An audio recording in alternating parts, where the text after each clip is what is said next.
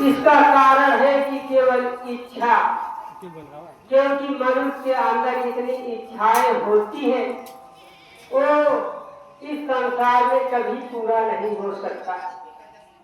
क्योंकि जब रावण की इच्छा नहीं पूरा हुआ, इतना बड़ा सोने का लंका रहते हुए भी वो जब इस संसार से जाने लगा थे, उसके साथ में जो इच्छा रह गई, सीता के साथ शादी करना, स्वर्ग में सीढ़ी लगाना। तो वास्तव में ये जो संसार है, ये जो इंसान है, इच्छाओं से सब लोग केवल गठित हैं।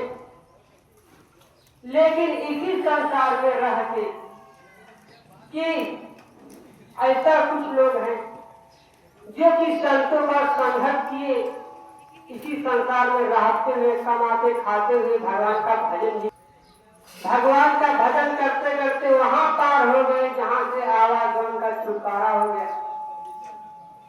गौतम बुद्ध, तो भगवान का पूजा हम लोग कैसे करें? भगवान को दिखाई नहीं देता। वास्तव में जो चीज सत्य होता है वो जल्दी दिखाई नहीं पड़ता, लेकिन उसको जब हम सच्चे लगन से, सच्चे मन से देखेंगे तो वो चीज, वो सच्चाई हमारे भीतर आता है, वो चीज कहीं बाहर नहीं होता। तो इंसान इस संसार में जब से जन्म लेता है तो 70-80 साल तक जितना जीता है, बचपन रोते हंसते इसी में पूरा जीवन बीत जाता है उसका। लेकिन अगर कुछ पुण्य पुरुषार्थ जगा, अगर हमारा संतों से संगत हो गया, अगर हमको सद्गुरु मिल गए, तो इसी संसार में रहते रहते हम भगवान का दूरी भी अपना धीरे धीरे तय कर ले जाएंगे। तो इसके लिए हमारे महापुरुषों ने बताया कि कुछ नहीं करना है, खाते पीते उठते बैठते चलते घूमते फिरते केवल ये भगवान का नाम याद आए, ये करे, तो हमारा इस लोक में भी खुशहाल रहेंगे, हमारा परलोक भी हमेशा खुशहाल रहेगा। नहीं तो ये जो संसार है, इसमें हम लोग देवी देवता सबका पूजा पाठ करते हैं, लेकिन भगवान को कभी याद नहीं करते। तो वास्तव में भगवान के हम लोग देखे नहीं तो भगवान को याद कैसे करें?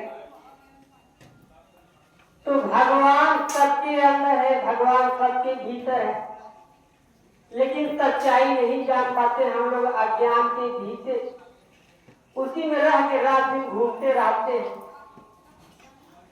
एक राजा था, अपने मंत्री से बोला कि मंत्री, ये बताइए कि अज्ञान और ज्ञान में क्या अंतर है? तो मंत्री बोला, ठीक है राजा साहब, हमको 2 दिन दो। तो राजा बोला, ठीक है, लेकिन 2 दिन के अंदर हमको इसका प्रमाण चाहिए। तो कहे कि ठीक है, हम इसका प्रमाण आपको साबुत इस संसार में क्या है ज्ञान। तो वहां पे मंत्री गया, अपने घर को जूता बनवाया सोने का, बोला मस्जिद के सामने रख दिया रात में। वहां के मस्जिद का जब जो वहां के कर्ता लोग पहुंचे,